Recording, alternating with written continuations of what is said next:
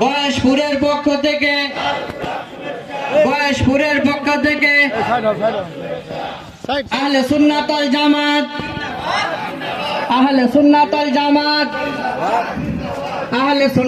জামাত লিল্লাহি তাকবীর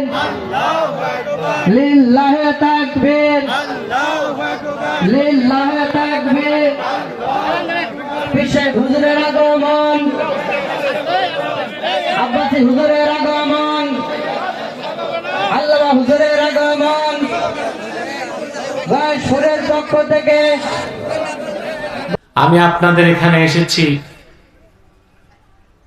প্রায় তো 1.5 ঘন্টা হয়ে গেছে, ঠিক না? আমাদের সবচেয়ে গুরুত্বপূর্ণ কাজ সালাতুল জুমা আমরা আদায় করে ফেলেছি। আলহামদুলিল্লাহ বলবেন না? এভাবে না, পুরুষের কণ্ঠে বলেন আলহামদুলিল্লাহ। আপনারা জানেন আরো 2 বার এই মাহফিলের তারিখ ঘুরেছে। কেন ঘুরেছে? আমার কারণে। আপনারা সোশ্যাল মিডিয়াতে দেখেছেন বাদশাহ সালমানের পক্ষ থেকে সৌদি ধর্ম মন্ত্রণালয়ের দাওয়াতে 5 দিনের রাষ্ট্রীয় সফরে আমি সৌদি আরব ছিলাম। আলহামদুলিল্লাহ। সেজন্য আমাকে তারিখ ঘোরাতে হয়েছে। তারপরও আপনারা স্বতঃস্ফূর্তভাবে আজকে চলে এসেছেন, আলহামদুলিল্লাহ। রোদের কারণে অনেকে প্যান্ডেলে জায়গা না পেয়ে দূরে বসেছেন। আপনার স্টেডিয়ামে যে জীবনে কত ফুটবল খেলা দেখছেন রোদে বসে, দেখেন নাই? বৃষ্টিতে ভিজেছেন, রোদে শুকেছেন, সমস্যা হয় নাই। আল্লাহর কোরআনের মাহফিলে রোদকে ভয় পান কেন? রোদ লাগলে আমার মনে হয় গুনাহগুলো জ্বলে যাবে। যে যেখানে আছেন বসে যান। আর যাদের চামড়া নরম তারা রোদে না এসে দূরে ছায়াতেই বসে থাকেন, তা তো সমস্যা নেই। সম্মানিত সুধী, আজকে সুদীর্ঘ 16 বছর নির্যাতন নিপীড়নে অতিষ্ঠ বাংলাদেশিরা আল্লাহর অশেষ দয়া রহমতে ফেসিবাদের গজব থেকে মুক্ত হয়ে বুক ভরা শ্বাস নেবার সুযোগ পেয়েছে। প্রতিটি মুসলিম, কি রাজনৈতিক কি অরাজনৈতিক, আমি এসে যা শুনলাম পীর সাহেবের মুখ থেকে, তাদের মতো সুফি দরবেশ সাধকরাও ওই বেঈমান জালেমদের নির্যাতনের স্টিম রোলার থেকে বাঁচতে পারেনি।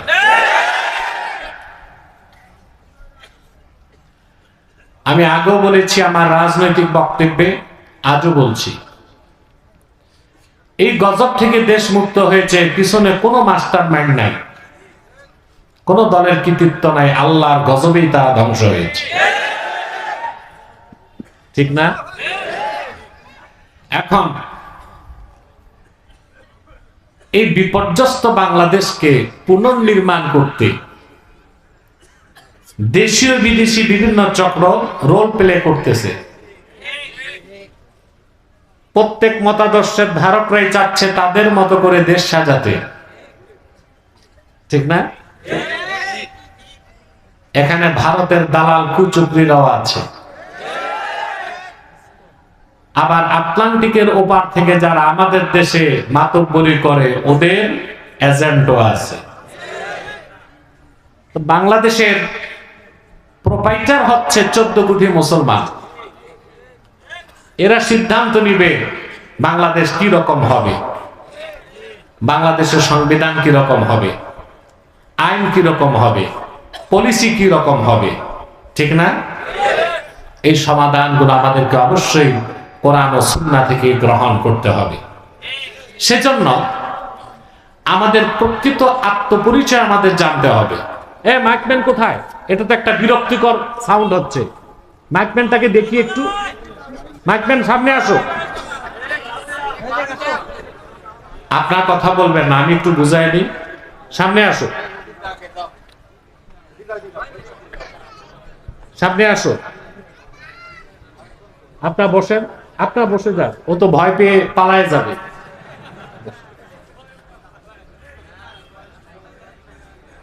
তোমার মাথায় টুপি কই? এই ছেলে, নামাজ পড়ছো? আমার তো মনে হয় অজুও নাই। নাম কি? এনামত। তো মুসলমান, জুমার নামাজটা পড়লাম। ছি ছি ছি ছি ছি, আল্লাহ তোমার হেদায়েত করুন। এ আসছে মাইকম্যান, আজকে জুমার নামাজটা পড়ে না। আমার প্রচুর সাউন্ড দরকার নাই, কম আওয়াজ, স্পষ্ট আওয়াজ। আওয়াজ যেন কোথাও রিফ্লেক্স না করে, ডবল না হয়। বুঝতে পেরেছো? তোমার কানে শুনতেছো? আওয়াজ যেন ডবল না হয়, কম আওয়াজ, স্পষ্ট আওয়াজ। বুঝতে পেরেছো? কোনো ইকো থাকবে না। যাও যাও, ঠিক করো। পিছনে যে দুইটা চোঙ্গা লাগাইছো, ওটা আওয়াজ হয়? চোঙ্গা চোঙ্গা দুইটা আছে, মাইক আছে দুইটা, হর্ন, আওয়াজ হচ্ছে?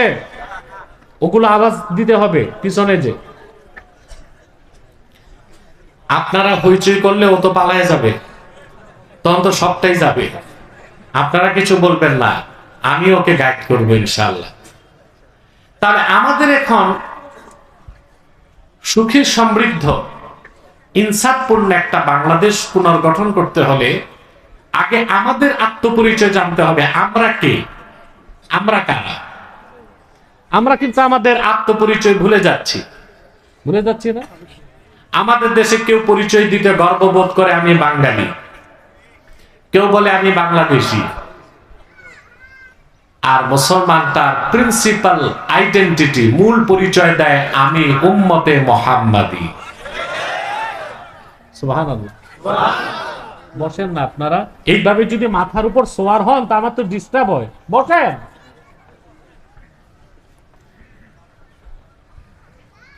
আমি বাঙালি, আমি বাংলাদেশি, এগুলো কোনো মৌলিক পরিচয় না। আমার পরিচয় আগে জানতে হবে আমি কে। আমি মুসলিম, আমি রাসূলুল্লাহর উম্মত। এর চেয়ে বড় গর্ববোধ করার মতো কোনো পরিচয় আর মুসলমানের হতে পারে না। আমাদের সেই পরিচয়, আমাদের মর্যাদা, আমাদের অধিকার আর আমাদের কর্মসূচি কি, এই কথাগুলো ব্যাখ্যা করতে আমি সূরা আলে ইমরান থেকে 110 নম্বর আয়াত তেলাওয়াত করেছি। আমি আলোচনায় প্রবেশ করতে চাই, কি বলেন? ভূমিকাতে একটা কথা বলবো। এই যে আপনারা দুপুর বেলা না খেয়ে চলে এসেছেন, সে কখন থেকে বসে আছেন, আমার সাথে জুমা পড়লেন, খুতবা শুনলেন, এখন বয়ান শুনতেছেন, বাড়ি তো গেলেন না, ঠিক না? তার মানে কি? নিশ্চয় আল্লাহ তাআলা আপনাদেরকে পছন্দ করেছেন। খুশি হলেন না? আল্লাহ তাআলা যে পছন্দ করেছেন তার প্রমাণ কি? আল্লাহ যে বান্দাকে পছন্দ করেন তাকে দ্বীন শিক্ষার ব্যবস্থা করে দেন। এটা আমার কথা না, সহিহ বুখারী কিতাবুল ইলমের হাদিস। হযরত মুআবিয়া রাদিয়াল্লাহু তাআলা আনহু বর্ণনা করেছেন, আল্লাহর হাবিব ইরশাদ করেছেন, মান ইউরিদিল্লাহু বিহি খাইরান ইউফাক্কিহু ফিদ-দ্বীন ফাইন্নামা আনা কাসিম ওয়াল্লাহু ইউতি। রাসূলুল্লাহ বলেছেন, আল্লাহ তার যে বান্দার কল্যাণ চান, ভালো চান, আল্লাহ তার সে বান্দাকে দ্বীনের সমজদার বানায় দেন। ফাক্কাহা ইউফাক্কিহু মানে ফকিহ বানানো। কি বানানো? ইউফাক্কিহু ফিদ-দ্বীনের ব্যাখ্যায় বদরুদ্দিন আইনি লেখেন বুখারী শরীফের শরাতে, ইউফাক্কিহু ফিদ-দ্বীন আই ইয়াজআলহু ফাকিহান ফিদ-দ্বীন। আল্লাহ তার যে বান্দাকে ভালোবাসেন তাকে দ্বীন শিখায়া, দ্বীনদার বানায়া, দ্বীনের সমজদার বানায় দেন। সুবহানাল্লাহ বলেন। আল্লাহ আমাদের পছন্দ করছেন না? এতে আমরা খুশি না বেজার? খুশি। 2 নাম্বার সুসংবাদ আপনাদের জন্য, একটু পরে আমরা মুনাজাত করব, দ্বীনের মুনাজাত। কোন মুনাজাত? রাতে হবে, রাতের মুনাজাত। ফুরফুরা পীর সাহেব আসবেন, সকালে মুনাজাত হবে ইনশাআল্লাহ। কিন্তু আমি তো আপনাদেরকে নিয়ে দিনে একটা মুনাজাত করব না, এককভাবে না সম্মিলিতভাবে। আপনারা মুনাজাতে হাত তোলার সাথে সাথে আপনাদের জিন্দেগির সগীরা গুনাহ সব মাফ হয়ে যাবে।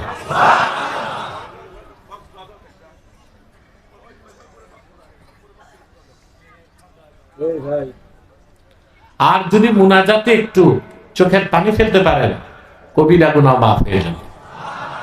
তা আমরা যখন মুনাজাত করে বাড়ি যাব আজকে দিনে, শিশুর মতো নিষ্পাপ হয়ে বাড়ি যাব, বলেন না আলহামদুলিল্লাহ। এটা আমার কথা না।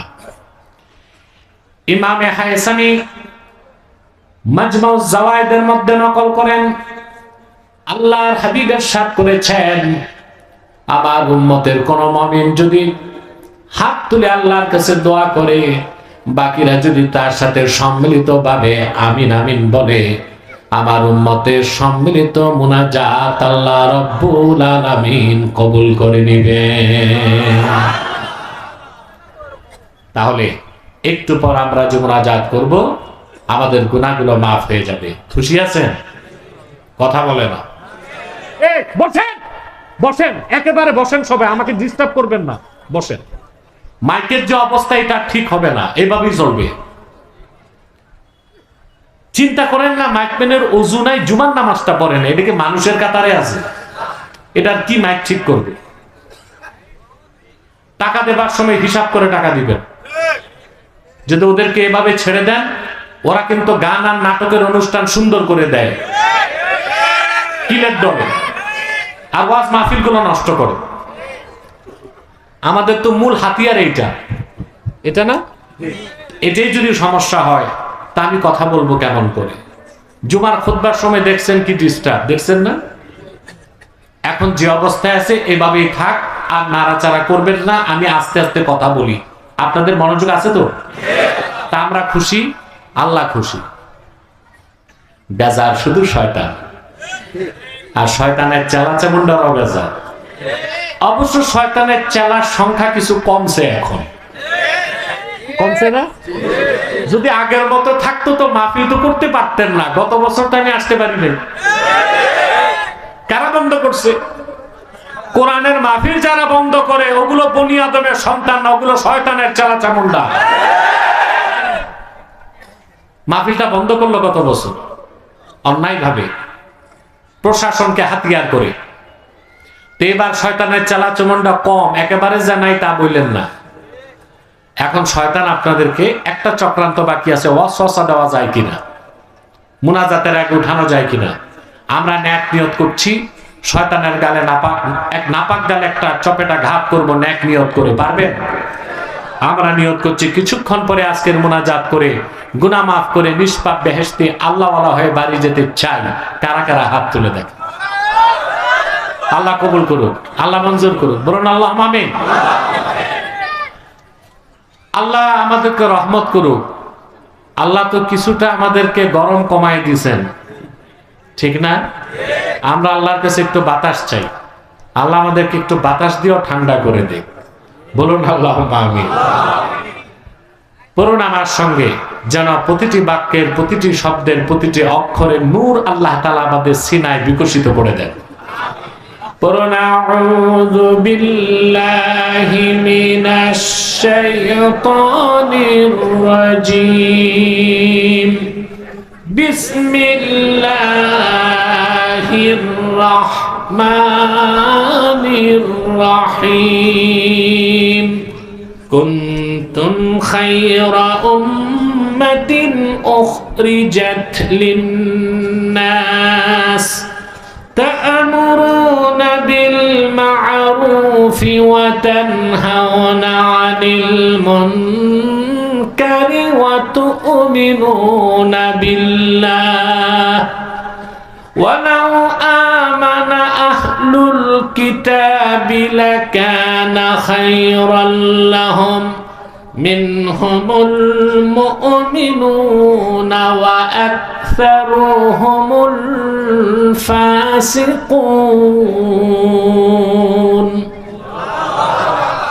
আল্লাহ পাক বলেন, কুনতুম খায়রা উম্মাহ, তোমরাই সর্বশ্রেষ্ঠ জাতি। সুবহানাল্লাহ। এই ঘোষণা কার? উম্মতে মুহাম্মাদি ঈমানদারদেরকে আল্লাহ বলেছেন তোমরাই শ্রেষ্ঠ জাতি।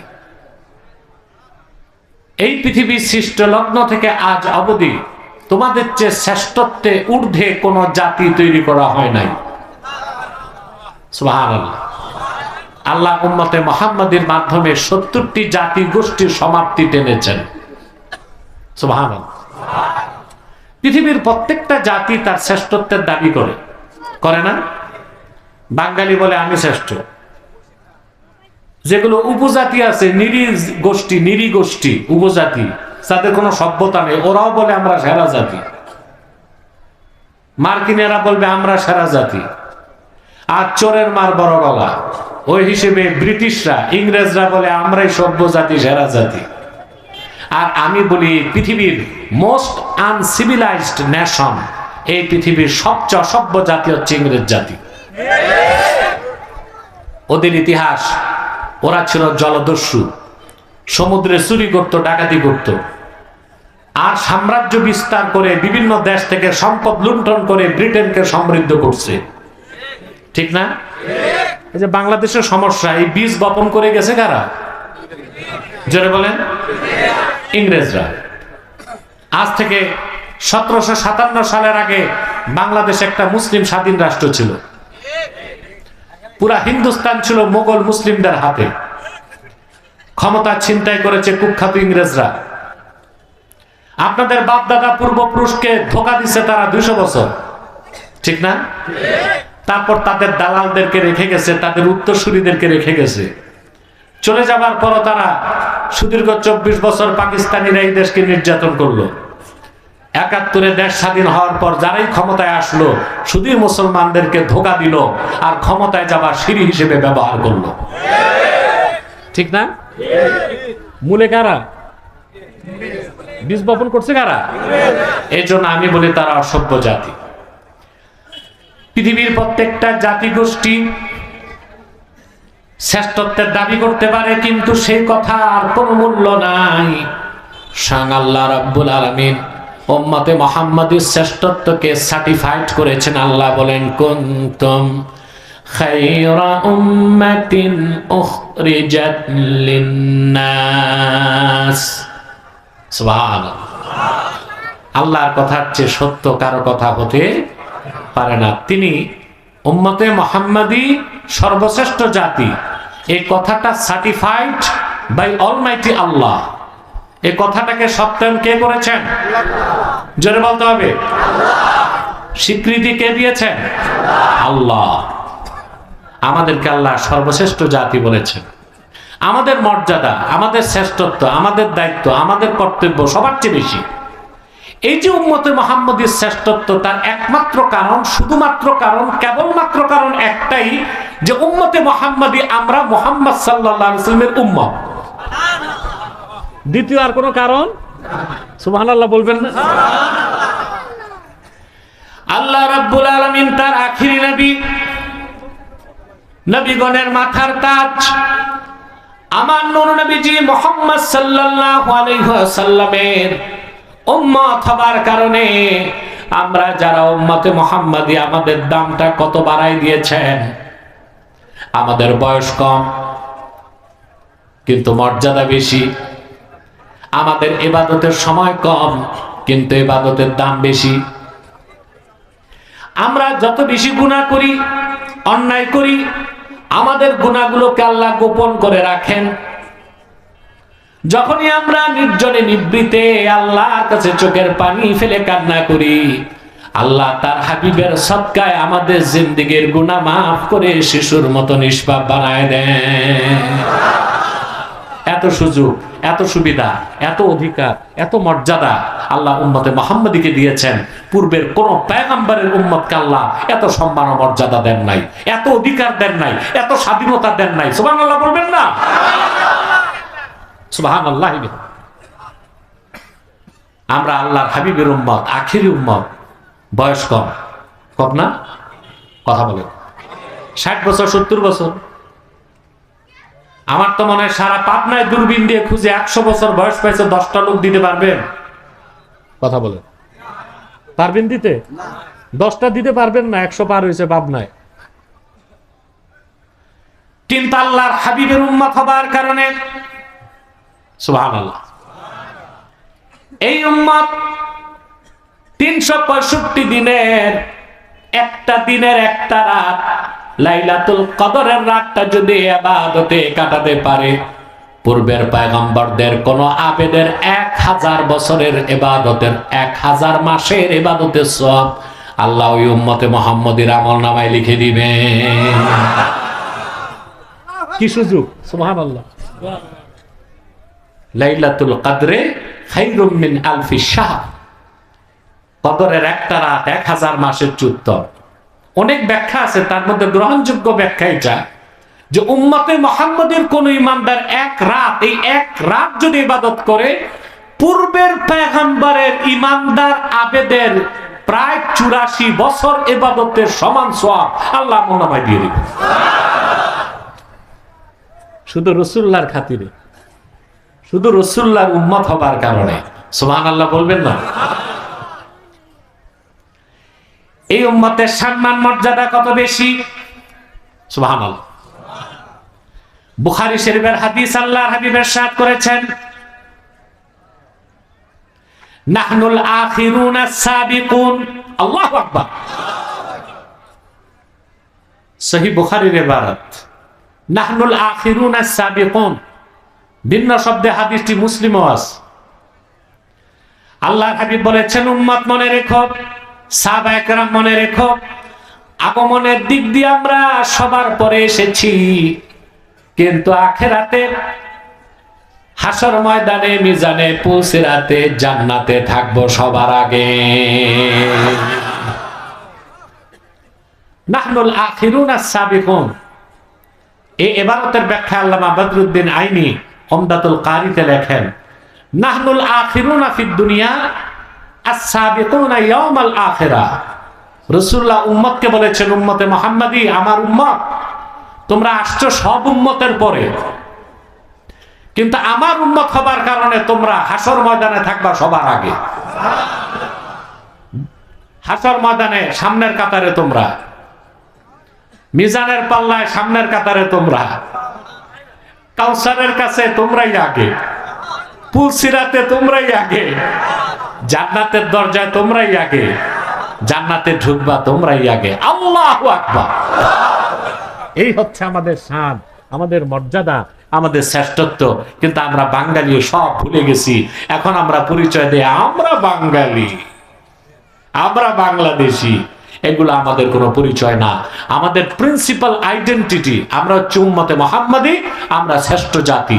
আমাদের অধিকার বেশি, সম্মান বেশি, আমাদের স্বাধীনতা বেশি, আমাদের দায়িত্ব এবং কর্তব্য বেশি।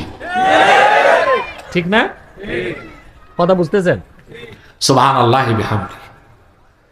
রাসূলুল্লাহর হাদিসের ব্যাখ্যাটা দেখেন, সাল্লাল্লাহু আলাইহি ওয়াসাল্লাম। দেখুন, আমরা আসছি পরে, বেহেশতে যাব, এটা বুঝাবো একটু। কথা বলেন। আপনার বিদেশ গেছেন যারা, প্লেনে গেছেন, ঠিক না? এয়ারক্রাফট বা প্লেনে 3টা ক্লাস থাকে, first class, business class, economy class. এখন বিভিন্ন এয়ারলাইন্স আরেকটা ক্লাস খুলেছে, প্রিমিয়াম ইকোনমি। তো মোটামুটি সবচেয়ে দামি সিট, সম্মান বেশি, ভালো ভালো খাবার, যত্ন বেশি বিজনেস ক্লাসে। এটা হচ্ছে ইকোনমি ক্লাসে, যেটা টিকিট 50,000, বিজনেস ক্লাসে ওই টিকিটটার দাম হবে একই প্লেনে 2 লাখ টাকা। ঠিক না? আর আপনি বিদেশ যাবেন, ইকোনমি ক্লাসের যাত্রীকে এয়ারপোর্টে যেতে হয় প্লেন ছাড়ার কমসে কম 4 ঘন্টা আগে। কয় ঘন্টা আগে? আর বিজনেস ক্লাসের যাত্রী 2 ঘন্টা আগে গেল সমস্যা নাই।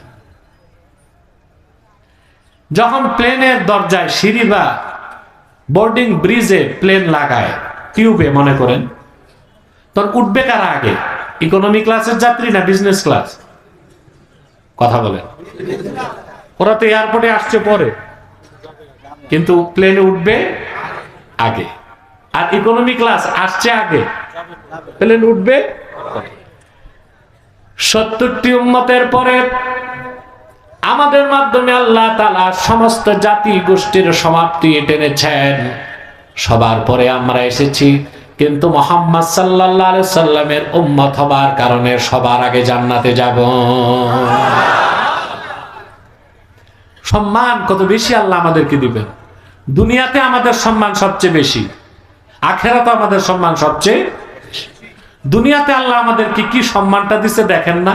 আল্লাহ কোরআন কারীমে বলেছেন, وَكَذَلِكَ جَعَلْنَاكُمْ أُمَّةً وَسَطًا لِتَكُونُوا شُهَدَاءَ عَلَى النَّاسِ। আর এভাবে উম্মতে মুহাম্মাদি আমি তোমাদেরকে শ্রেষ্ঠ জাতি এবং ন্যায়পরায়ণ জাতি বানায় দিয়েছি। আমার তর্জমাটা খেয়াল করেন, وَكَذَلِكَ جَعَلْنَاكُمْ أُمَّةً وَسَطًا। অধিকাংশ বক্তা বা স্কলারকে দেখি তর্জমা করে, আর এভাবে আমি তোমাদেরকে মধ্যপন্থী উম্মত বানাইছি। না, এই তর্জমা পরিপূর্ণ না। এই তর্জমা কোন তাফসিরে এই তর্জমা আসে নাই। আমাদের দেশের বক্তার মৌলবী সাহেবরা ওয়াজ করে, তাফসিরটা একটু দেখে না। وَكَذَلِكَ جَعَلْنَاكُمْ أُمَّةً وَسَطًا সমস্ত তাফসিরে আসছে, হাদিসের অসংখ্য রওয়ায়াত আসছে, মধ্যপন্থী বলা হয় না উম্মতে মুহাম্মাদিকে, বলা হয়েছে উম্মাতাও ওয়াসাতা, আই খিয়ারাও ওয়া আদলা। উম্মতে মুহাম্মাদি আমি তোমাদেরকে শ্রেষ্ঠ উম্মত বানাই দিয়েছি, আমি তোমাদেরকে ন্যায়পরায়ণ উম্মত বানাই দিয়েছি। কেন? লিতাকুনু শুহাদা আলান নাস, যেন তোমরা আল্লাহর পক্ষে গোটা মানব জাতির জন্য সাক্ষ্যদাতা হতে পারো। বলেন সুবহানাল্লাহ। এই জমিনে আমরা আল্লাহর সাক্ষ্যদাতা। সহজ কথা, কার সাক্ষ্যদাতা? আমরা কার সাক্ষ্যদাতা? আল্লাহর সাক্ষ্যদাতা। আমরা যেটা সাক্ষ্য দিব আল্লাহ সেটাই বিচার হিসেবে সিদ্ধান্ত দিবেন। সুবহানাল্লাহ। হাসর ময়দানে আদম থেকে ঈসা পর্যন্ত লাখের উপর পয়গম্বর আর তাদের ঈমানদার উম্মতদের পক্ষে আমরা সাক্ষ্য দিব। হাদিস সাক্ষ্য দেয়, ও মিয়া সাহেব আবার রোদ দেখে উঠতেছেন, বৃষ্টি আসলে না একটা কথা, বৃষ্টি তো নাই, রোদের কারণে কেউ ভয় পায়। একটু ধৈর্য ধরেন, একটু ধৈর্য ধরেন। প্যান্ডেলটা আরো বড় করা দরকার ছিল, তাহলে মানুষগুলো দূরে না বসে ছায়ায় প্যান্ডেলে এসে বসতে পারতো। প্যান্ডেলের বাইরে তো রোদ।